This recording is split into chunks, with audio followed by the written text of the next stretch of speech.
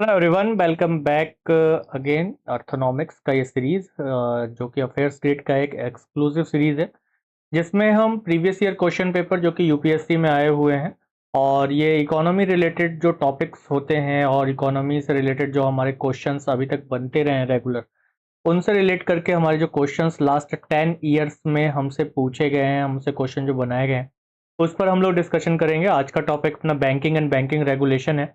इससे पहले हम लोग डिस्कस कर चुके हैं किस पर, हम लोग डिस्कशन कर चुके हैं बैंकिंग एंड फाइनेंशियल रेगुलेशन पर, जो कि इसी का ही पार्ट है। और अगर अभी तक आपने वो वीडियोस नहीं देखी हैं तो आप प्लेलिस्ट में जाकर देख सकते हैं। अफेयर्स ग्रेड के प्लेलिस्ट में आप जाइए और अर्थोनॉमिक्स का प्लेलिस्ट आपको मिलेगा, जिसमें आप नेशनल इनकम एंड अकाउंटिंग से related previous year question paper और उस पर पूरा का पूरा जो एक प्रॉपर एनालिसिस है, कॉन्सेप्ट क्लियरेंस है, वो सब कुछ आपको मिलेगा। मनी एंड मनी सप्लाई से रिलेटेड भी क्वेश्चंस आपको मिलेंगे, बैंकिंग एंड फाइनेंशियल रेगुलेशन से रिलेटेड आपको क्वेश्चंस मिलेंगे, जो कि बहुत इंपॉर्टेंट है। और आज हम बात करेंगे बैंकिंग रेगुलेशन से रिलेटेड क्वेश्चंस पर। तो चलिए स्टार्ट करते हैं। आज का पहला क्वेश्चन लेते हैं। The term core banking solution is sometime, देखो कोर बैंकिंग सॉल्यूशन की बात की जा रही है कि कोर बैंकिंग सॉल्यूशन, क्वेश्चन का थीम यही है कि कोर बैंकिंग सॉल्यूशन जो कई बार हमें न्यूज़ में देखने को मिला है, तो इसको लेकर कौन से जो स्टेटमेंट्स हैं या स्टेटमेंट है वो सबसे अच्छा डिस्क्राइब कर रहा है कोर बैंकिंग सॉल्यूशन को लेकर। तो फर्स्ट स्टेटमेंट क्या कह रहा है? It is a network of a banks branches which enable customers to operate their accounts from any branch of the bank on its network regardless of where they open their account. ठीक है। तो देखो, core banking solution का मतलब ही यही है, यानी कि सीबीएस का मतलब ही यही है कि आपने किसी जैसे कोई बैंक है, एसबीआई बैंक है, इसका एक ब्रांच ए है और एक ब्रांच बी है। आपने ब्रांच ए में अपना अकाउंट खुलवाया हुआ है, आपने अकाउंट कहाँ खुलवाया हुआ है? ब्रांच ए में अपना अकाउंट खुलवाया हुआ है। लेकिन अभी आप जिस शहर में ब्रांच ए है वहां से दूर किसी दूसरे शहर में रहते हैं जहां पे ब्रांच बी है एसबीआई का, और आपको पैसा अपने इस अकाउंट में, ब्रांच ए के अकाउंट में जमा करना है। तो अब आप क्या करेंगे कि आप जाएंगे ब्रांच बी में और अपना 100 रुपया अपना इसमें जमा कर देंगे, या जो भी आपका अमाउंट है। तो जैसे आप इसमें जमा करेंगे तो आप अकाउंट नंबर कहाँ का देंगे? ब्रांच ए का अकाउंट नंबर देंगे, तो आपका पैसा आपके ब्रांच ए के अकाउंट में जमा हो जाएगा। इसी कॉन्सेप्ट को क्या कहा जाता है? सीबीएस कहा जाता है। पहले क्या होता था? पहले सीबीएस से पहले क्या होता था कि सीबीएस से पहले हम लोग देखते थे कि हम ब्रांच के कस्टमर होते थे, एक्चुअली बैंक के कस्टमर नहीं होते थे, ब्रांच के कस्टमर होते थे। और हमें अगर पैसा जमा करना होता था या पैसा निकालना भी होता था तो हमें ब्रांच ए पर ही जाना होता था। ठीक है। अभी हम क्या कर सकते हैं? एटीएम से कहीं भी किसी भी सिटी से ऑल ओवर इंडिया अपना पैसा निकाल सकते हैं या कहीं पर भी जमा कर सकते हैं, तो हमारे अकाउंट में जाके सीधे जमा हो जाता है। ठीक है। तो ये क्या है कि यहाँ पर अब सेंट्रल यूनिट से जोड़ दिया गया है। यहाँ पे कस्टमर को बैंक के किससे? सेंट्रल यूनिट से ऐड कर दिया गया, तो इसी को क्या कहा गया? सीबीएस कहा गया।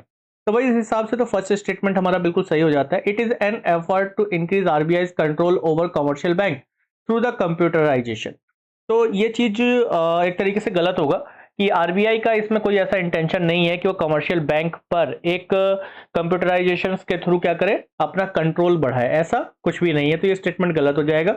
It is a detailed procedure by which a bank with huge non performing assets in taken over by another bank. तो ये भी गलत है। इसका एनपीए से कोई मतलब नहीं है, सीबीएस का। ठीक है। एनपीए से कोई मतलब नहीं है, यानी कि नॉन परफॉर्मिंग असेट से कोई मतलब नहीं है। एनपीए क्या होता है, इस रिलेटेड क्वेश्चन भी अभी आगे है, हम उस पर बात भी करेंगे। तो ओवरऑल आंसर क्या होगा अपना?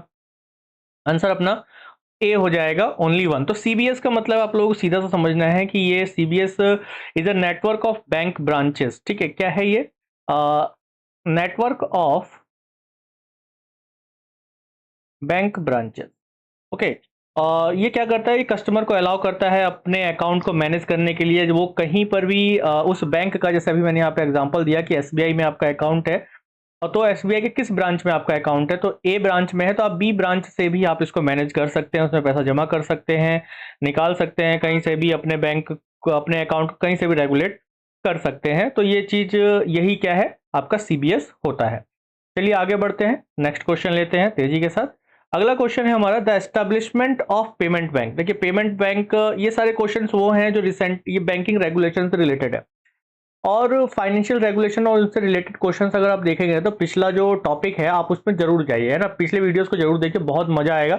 बेसिक कॉन्सेप्ट आपके बिल्कुल क्लियर हो जाएंगे। और जब आप प्रीवियस ईयर क्वेश्चन पेपर कर लेते हैं और खास तौर पे इकोनॉमी जैसे टॉपिक में, तो आप आने वाले बहुत सारे क्वेश्चंस को बहुत इजीली सॉल्व कर देंगे।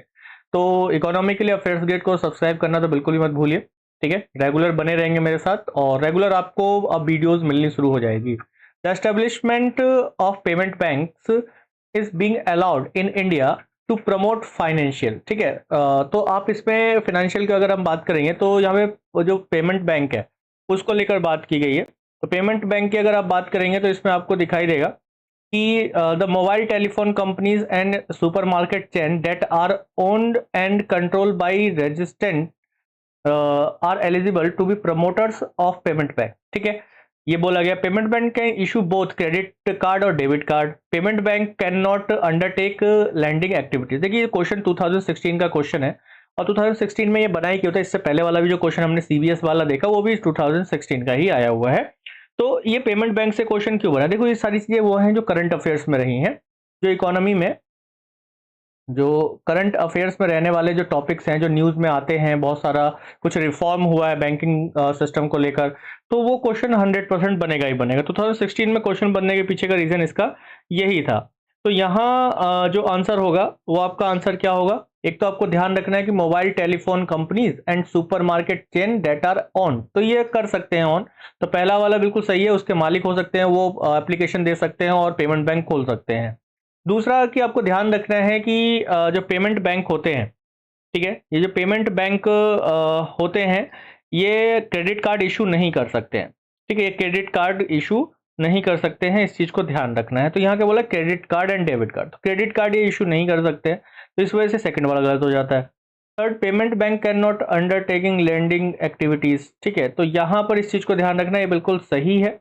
देखो अब सीधी सी बात है, क्रेडिट कार्ड क्या होता है, अब इस चीज को समझिए, क्रेडिट कार्ड क्या होता है, सीसी क्या होता है। सीसी वही तो है कि आपको लोन मिल रहा है ना एक तरीके से, अपने काम को कुछ समय के लिए खतर अपना इमरजेंसी में कोई काम आ गया है और उस समय आपके पास पैसा नहीं है, तो उस थोड़े टाइम के लिए आपको एक शॉर्ट टर्म लोन का रिक्वायरमेंट पूरा कर रहा है। जब आपको क्रेडिट कार्ड वो बैंक पेमेंट बैंक इशू नहीं कर रहा है तो लैंडिंग एक्टिविटीज में भी नहीं आएगा। तो यहाँ पे क्या बोला है, can not undertake lending activities, तो बिल्कुल सही बात है, ये तीसरा बिल्कुल सही हो जाएगा। तो आंसर क्या हो जाएगा अपने यहाँ पे, बी आंसर हो जाएगा। फिलहाल इस चीज को ध्यान रखना है कि जो ट्रेडिशनल बैंक है उनसे अलग पेमेंट बैंक को शुरू किया गया कुछ रेस्ट्रिक्टेड पैरामीटर्स के साथ, और ये रेगुलेट कौन करेगा इनको, ठीक है, तो ये रेगुलेटेड बाय आरबीआई, इस चीज को भी ध्यान रखना है, आरबीआई ही इनको रेगुलेट करेगी और वही इनके लिए रूल्स एंड रेगुलेशन बताएगी।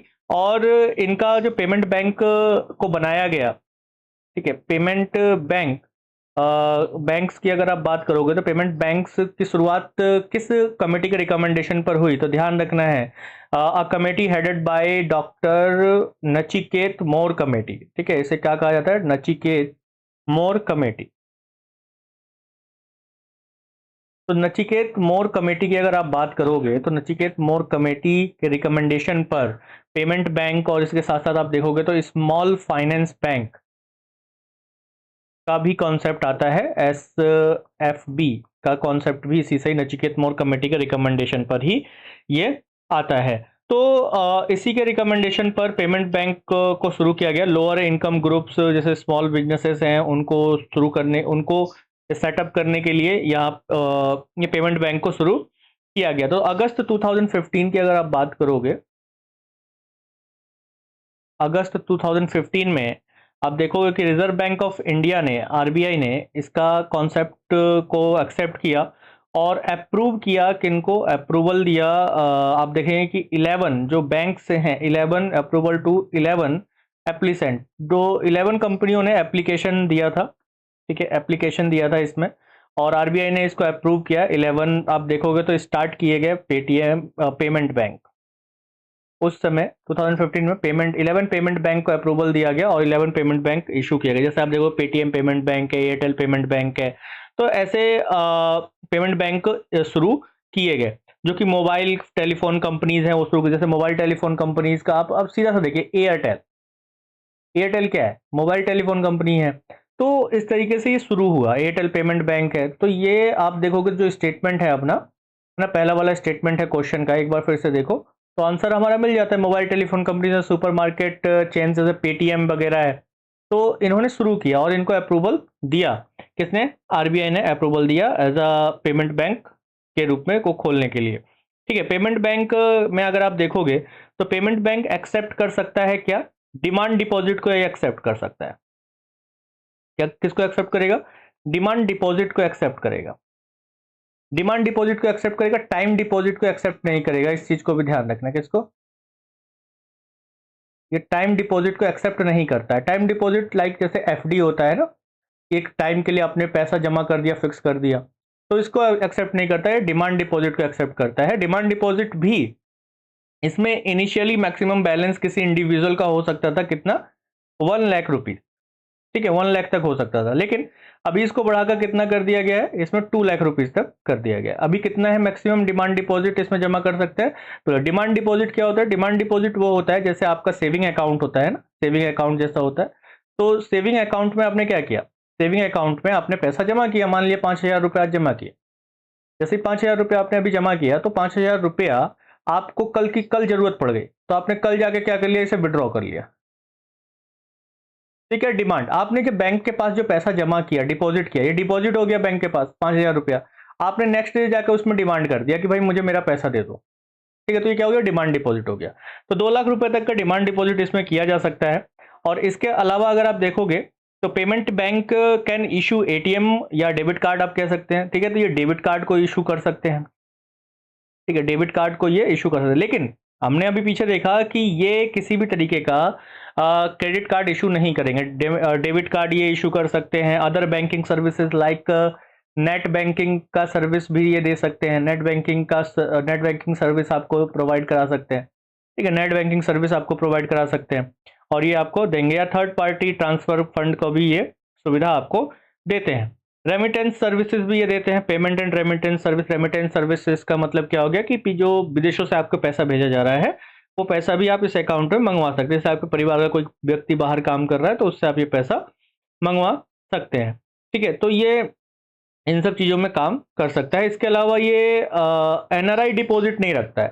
ठीक है, इस चीज़ को ध्यान रखना है, एनआरआई डिपॉजिट ये नहीं रखता है। क्रेडिट कार्ड जैसा मैंने बताया कि ये क्रेडिट कार्ड को इशू नहीं कर सकता है। ठीक है, क्रेडिट कार्ड को ये इशू नहीं करेगा, इस बात को ध्यान रखना है। ठीक है, can not issue credit card, can not issue credit card. तो क्रेडिट कार्ड को ये इशू नहीं कर सकता है, इस चीज़ को ये ध्यान रखना है। तो ये पे इससे रिलेटेड था आपका, जैसे पेमेंट बैंक से रिलेटेड। तो क्वेश्चन आराम से बना है। इसको क्वेश्चन बनने के पीछे का रीज़न यही था कि ये रिसेंटली उस समय काफ़ी न्यूज़ में था। नचिकेत मोर कमेटी ऑन पेमेंट बैंक को लेकर काफ़ी कवरेज हुआ था उस टाइम पे। 2014 से लेकर 2015 तक आप देखोगे तो बहुत ज़्यादा कवरेज न्यूज़ ने किया था। तो कुल मिला के हमें इस बात को ध्यान रखना है कि न्यूज़ में अगर बैंकिंग सेक्टर से रिलेटेड कुछ चीज़ें आती हैं तो उनको अच्छे से पढ़ लेना है। कुछ रिफॉर्म हो जाता है या कुछ नया टर्म आता है तो उसको अच्छे से पढ़ लेना है, समझ लेना है। तो ये सब आपको कहाँ मिलेगा? कहीं जाने की ज़रूरत नहीं है, बस अफेयर्स ग्रेड के साथ बने रहना है। ठीक है, अफेयर्स ग्रेड के साथ आप बने रहो। अगर कोई चेंजेस आता है, न्यूज़ रिलेटेड कुछ चेंजेस आता है, इकोनॉमी न्यूज़ रिलेटेड कुछ चेंजेस हैं, तो उस पर हम लोग बात करते रहते हैं रेगुलर। ओके, तो आगे बढ़ते हैं। तो आगे बढ़ने से पहले एक इन्फॉर्मेशन आप लोगों के लिए, अगर आप ग्लोबल पॉलिटिक्स में आप देखते हैं इंटरेस्ट रखते हैं, और ये रखना भी चाहिए क्योंकि ये यूपीएससी में आप देखेंगे कि जो इंटरनेशनल रिलेशन है, इंटरनेशनल रिलेशन, तो इंटरनेशनल रिलेशंस की अगर आप बात करोगे तो आईआर एक बहुत इंपॉर्टेंट है, जो कि यूपीएससी के एग्जाम में एक मेंस में एक इम्पॉर्टेंट रोल प्ले करता है, इम्पॉर्टेंट रोल प्ले करता है, और ये मेंस का एक बहुत इंपॉर्टेंट टॉपिक भी है। और इसके अलावा आप दुनिया की खबर रखना चाहते हो तो इस बुक को जरूर प्रेफर करो। ये सेकंड एडिशन है, फर्स्ट एडिशन ने काफ़ी धमाल मचाया और अभी इसमें काफ़ी अपडेशन होकर ये बुक आई है, global politics challenges and opportunities. ये आपको अमेजोन पर मिल जाएगी। ठीक है, अमेजोन पे जा सकते हैं, अमेजोन पे आप सर्च कर सकते हैं ग्लोबल पॉलिटिक्स निशांत श्रीवास्तव करके। तो ये बुक आपको वहाँ पे मिल जाएगी। ये सर का एक्सपीरियंस काफ़ी पुराना है, पर 25 ईयर्स हो गया यूपीएससी के फील्ड में काम करते हुए, इंटरनल जो इंटरनेशनल रिलेशंस हैं उसमें काम करते हुए, और इसके साथ साथ पॉलिटी सब्जेक्ट पर भी इनका काफ़ी अच्छा होल्ड है। तो ये बुक काफ़ी इंपॉर्टेंट होने वाली है, आप चाहे तो इसको प्रेफर कर सकते हैं। और मैं कहूँगा चाहना क्या है, इसको प्रेफर जरूर कीजिए, अमेजोन पे जाइए और तुरंत ऑर्डर कर दीजिए। तो थैंक यू एवरीवन, आगे बढ़ते हैं। Third question, which of the following statement best describe the term scheme for sustainable structuring of stress assets recently seen in news. ये 2017 का है। देखिए इस समय तक क्या हो रहा था कि इंडिया में एनपीए बहुत ज्यादा बढ़ गया था। एनपीए क्या होता है? नॉन परफॉर्मिंग एसेट्स होता है। ऐसा एसेट होता है बैंक का, जो आप सभी लोग जानते होंगे कि जो लोन दिया गया है वो वापस रिटर्न नहीं हुआ है, यानी कि उसकी रिकवरी नहीं हो पाई है, और एक तरीके से वो खतरे में है, वो पैसा खतरे में है। तो ऐसी चीज को, एनपीए को कम करने के लिए, और खास तौर पे ये किन के लिए लाया गया था?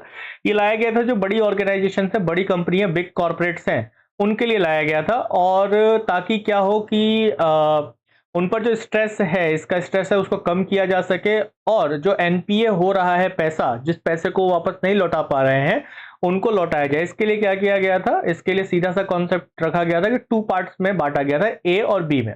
ठीक है, ए यानी कि सस्टेनेबल स्ट्रक्चर में बांटा गया था, सस्टेनेबल और एक अनसस्टेनेबल। तो सस्टेनेबल स्ट्रक्चर में ये था कि वो पैसा जो बैंक, जो ये बिग कॉर्पोरेट्स वापस कर सकते हैं, तो उसके लिए रखा गया था। और एक कुछ पैसे का वो हिस्सा, एक पार्ट वो हिस्सा जिसको ये कॉर्पोरेट वापस नहीं कर सकते थे, तो उनको क्या किया गया? उनको शेयर्स या इक्विटी में चेंज कर दिया गया उस पैसे को।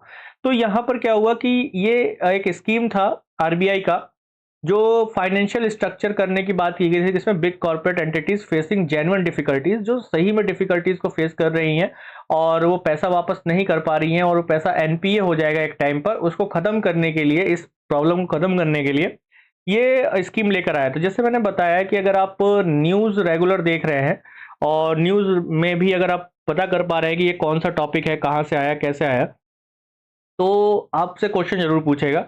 और एनपीए जैसा कॉन्सेप्ट आज भी बहुत ज़्यादा न्यूज़ में बना हुआ है। तो ये 13 जून 2016 में आप देखोगे कि ये स्कीम को लाया गया था, इस स्कीम को लाया गया था। इसके अलावा अगर आप देखते हो कि भाई देखो एनपीए क्या होता है ना, बहुत बार कैंडिडेट का क्वेश्चन होता है कि सर नॉन परफॉर्मिंग असेट्स क्या होता है।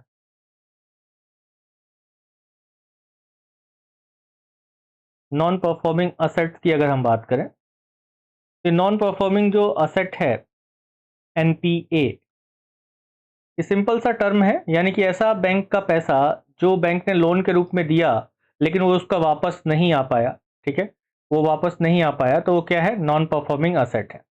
तो यहाँ नॉन परफॉर्मिंग असेट की अगर हम बात कर रहे हैं, तो इसमें अगर हम एक पॉइंट अगर आप देखें, तो क्या है कि नॉन परफॉर्मिंग असेट्स एक ऐसा लोन होता है, ठीक है, एक ऐसा लोन होता है जिसका ना तो प्रिंसिपल और ना ही इंटरेस्ट पेमेंट 90 डेज तक वापस आया, तो उससे ऊपर हो गया है। तो एक लाइन में आप इसको अगर नोट करना चाहें, तो एनपीए इज अ लोन और advance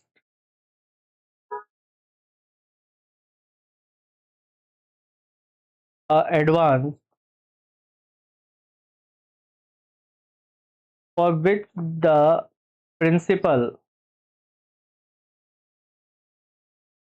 which the principal or interest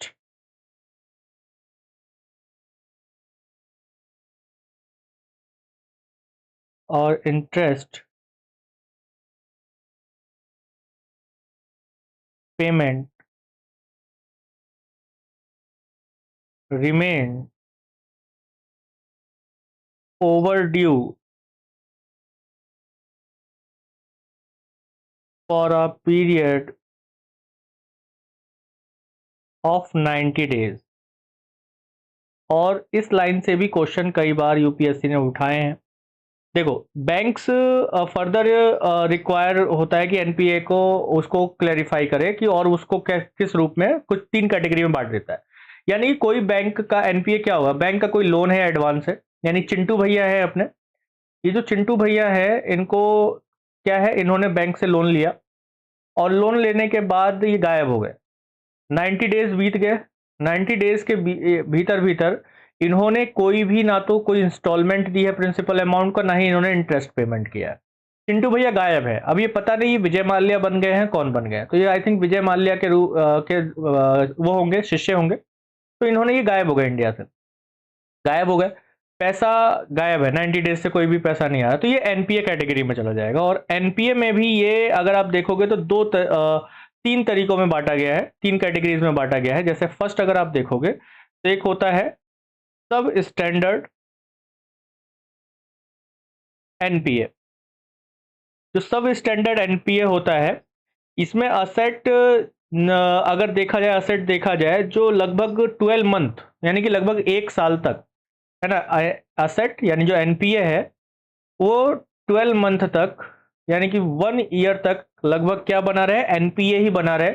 यानी कि 90 डेज के बाद 1 साल तक ये देखा जाता है कि कोशिश की जाती है बैंक के थ्रू कि भाई पैसा वापस आ जाए, थोड़ा बहुत कुछ तो आए, लेकिन तब भी नहीं आ पाए तो सेकंड कैटेगरी क्या हो जाता है, फिर ये डाउटफुल हो जाता है कि भाई अब तो ये गया, अब इसको कोई नहीं रोक सकता, tata bye bye.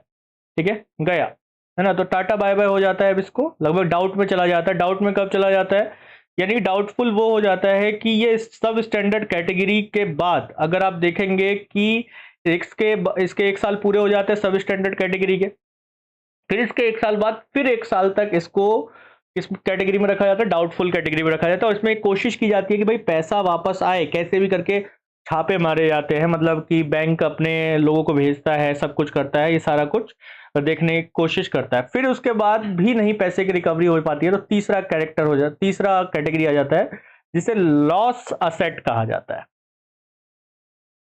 Loss asset, loss यानी कि डूब गया, खत्म, टाटा बाय बाय। अब पैसा हो सकता है कि वापस ना ही आ पाए, उसकी रिकवरी जो है वो हो पाएगी कि नहीं हो पाएगी, ये पूरी तरीके से खत्म हो जाता है, या ये हो सकता है कि पैसा हो सकता है कि नहीं भी आए वापस। तो ये एनपीए है।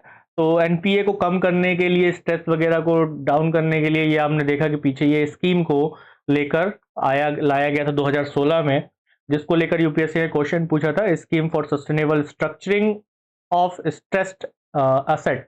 तो ये एनपीए के लिए ही लाया गया था। नेक्स्ट क्वेश्चन पर आते हैं। What is the purpose of setting up the small finance bank in India. देखो 2017 का क्वेश्चन है। अब देखो ये भी करंट अफेयर्स का क्वेश्चन है। स्मॉल फाइनेंस बैंक को सेटअप किया गया था, और स्मॉल फाइनेंस बैंक का कॉन्सेप्ट भी हमने पीछे पढ़ा कि नचिकेत मोर कमेटी के ऐसे के साथ ही आया, ये भी है ना, पेमेंट बैंक के साथ ही हमें देखने को मिलता है इसके बारे में, और काफ़ी ये न्यूज़ में रहा, जिसकी वजह से ये क्वेश्चन हमें बार बार दिखाई दिया था। ठीक है, ये किसी ऐसे एसेंशियल में, ये न्यूज़पेपर में ही आपको दिखेगा, और ये एसोसिएटेड रहा डॉक्टर नचिकेत मोर कमेटी के रिकमेंडेशन से रिलेटेड रहा।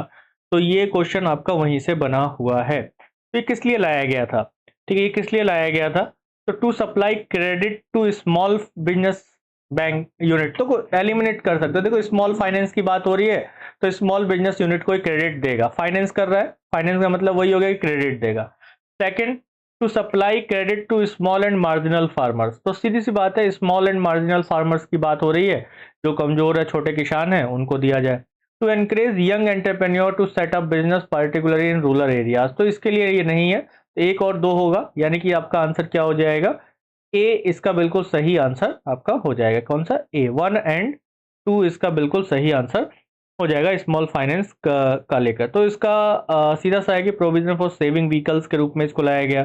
सप्लाई किया जाए, supply to credit of small business unit. Small यहाँ पे देखो रूरल एरिया बोला हुआ है ना, रूरल एरिया की वजह से ये कई जगहों पर इसको अर्बन एरियाज के लिए भी था ये। स्मॉलर मार्जिनल फार्मर्स, इसके अलावा माइक्रो एंड स्मॉल जो इंडस्ट्रीज हैं उनको फाइनेंस करने के लिए, ठीक है, and other unorganised sector entities, जो अनऑर्गेनाइज सेक्टर हैं उनके लिए, high technology low cost operations के लिए ये फाइनेंस करने के लिए इसको लाया गया था। ठीक है, जो स्मॉल फाइनेंस बैंक है, और ये कंपनीज ये रजिस्टर्ड है किसके अंदर, ये लिमिटेड कंपनीज है अंडर द कंपनीज एक्ट 2013 के अंदर ये है। ठीक है, तो आरबीआई ने इशू किया था गाइडलाइंस सेटअप करने के लिए पेमेंट बैंक और स्मॉल फाइनेंस बैंक को लिए 2014 में ही। ठीक है, जो कि ऋषिकेश मोर कमेटी के रिकमेंडेशन पर बेस्ड रहा।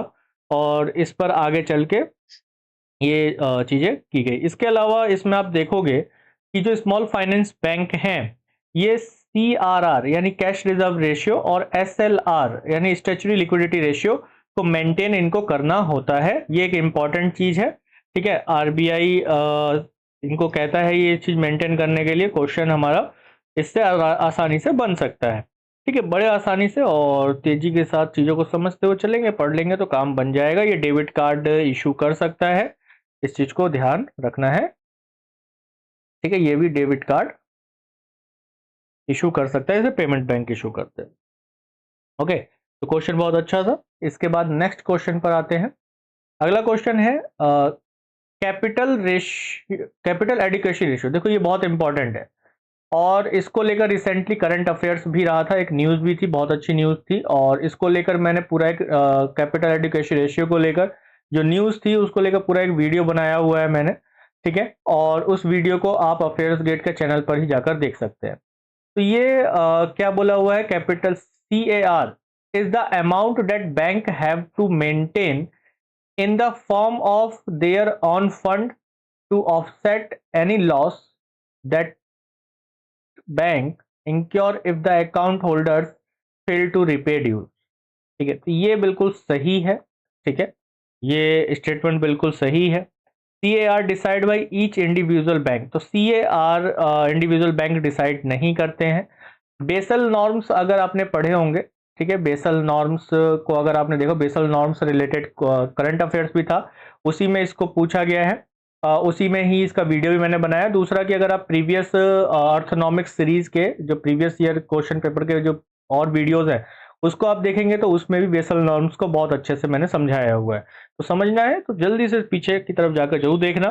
तो आंसर इसका क्या हो जाएगा, ए इसका आंसर हो जाएगा। तो इसके स्टेटमेंट में ही आपको पता चल रहा है कि ये बैंक का एक शॉक एब्जॉर्बर होता है, यानी कैपिटल रिस्क असेट रेशियो के रूप में ये होता है। यानी कि बैंक को अपने पास कुछ इतना पैसा रखना होता है। जैसे इंडियन पब्लिक सेक्टर बैंक की अगर हम बात करें तो इसे अपने टोटल पैसे का लगभग 12% रखना होगा। जैसे NPA हो गया, तो NPA से बचने के लिए, NPA होगा तो उसको पैसे की भरपाई तो कहीं से कहीं करनी पड़ेगी ना। जैसे मान लिया कि अगर आपने पैसा डिपॉजिट किया बैंक में, तो जो पैसा आपने बैंक में डिपॉजिट किया तो ये बैंक के लिए जो है लाइबिलिटी है, लेकिन यही लाइबिलिटी, यही डिपॉजिट बैंक का असेट भी बनता है। कैसे कि अगर आप देखेंगे तो बैंक आपका ही पैसा उठाकर आगे लोन के रूप में देगा, लेकिन आप जब डिमांड करने आएंगे पैसा तो बैंक को तो पैसा देना पड़ेगा ना। लेकिन लोन के लिए जो पैसा गया है वो तो वापस आया ही नहीं है, तो बैंक आपको पैसा कहाँ से देगा। तो उसको बैंक को ये कहा जाता है कि वो CAR को रखना पड़ेगा उसे, बैंक को, ताकि जिन लोगों ने पैसा डिपॉजिट किया है बैंक में उनका पैसा उनके टाइम पर वापस लौटाया जा सके, ठीक है, लौटाया जा सके। ओके, तो ये इससे रिलेटेड क्वेश्चन है। इसका बहुत बेहतरीन एनालिसिस हुआ है रिसेंट में, करंट अफेयर्स में क्वेश्चन आया है, तो क्वेश्चन भी आया है। दूसरा कि करंट न्यूज़ में ये रहा है, करंट न्यूज़ में रहा है, तो इसको लेकर वीडियोस में ऑलरेडी बना चुका हूँ, तो जरूर देखना। और मैं लिंक भी शेयर कर दूंगा, लिंक डाल दूंगा डिस्क्रिप्शन में, तो डिस्क्रिप्शन में लिंक डाल दूंगा, उसको आप जरूर देख लीजिएगा। नोट्स जरूर क्रिएट करते चलिए। पढ़ना बड़ी बात नहीं होती है, बड़ी बात UPSC में ये है कि आप रिसेंट जो चल रही एक्टिविटीज है देश में, दुनिया में जो चीजें चल रही हैं, उसको आप कितना एनालिसिस कर पा रहे हो, कितना कनेक्ट कर पाते हो अपने आप को उससे। क्वेश्चन आपके वहीं से बनते हैं, कहीं बाहर या मंगल ग्रह से नहीं बनते हैं। तो थैंक यू एवरीवन लास्ट तक बने रहने के लिए। जो लोग लास्ट तक बने रहे उन्होंने काफी कुछ अच्छा सीखा होगा और प्रीवियस ईयर क्वेश्चन पेपर का एक टर्म भी देखा होगा। तो ये तो पार्ट 1 था इस टॉपिक का। पार्ट 2 नेक्स्ट डे आपको मिल जाएगा, जिसमें और क्वेश्चन हैं इससे रिलेटेड। सो मेरा नाम त्रिभुवनजीत सिंह है, आप मुझे टेलीग्राम पर फॉलो कर सकते हैं, इंस्टाग्राम पर भी फॉलो कर सकते हैं, चैनल को सब्सक्राइब करना तो बिल्कुल भी ना भूलें। तो thank you everyone, once again, जय हिंद।